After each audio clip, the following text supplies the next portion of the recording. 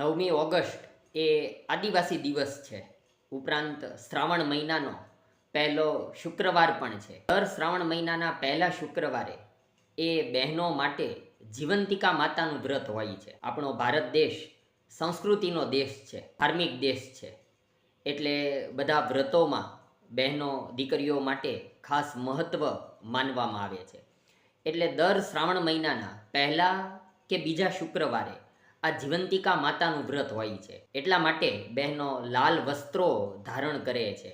તેમના માટે પીળા વસ્ત્રો ધારણ કરવા એ નિષેધ હોય છે. એ દિવસે બહેનો પીળા આભૂષણો પણ ધારણ કરી શકતા નથી એ વ્રતના નિયમ મુજબ. જીવંતિકા માતા એટલે મહાલક્ષ્મી માતાનો અવતાર. અને એ જીવંતિકા માતાના વ્રતનું મહત્ત્વ એવું છે કે જે બહેનો આ વ્રત રાખે છે લાલ વસ્ત્રો ધારણ કરીને, તેમના સંતાનો ઉપર માતાની કૃપા રહે છે.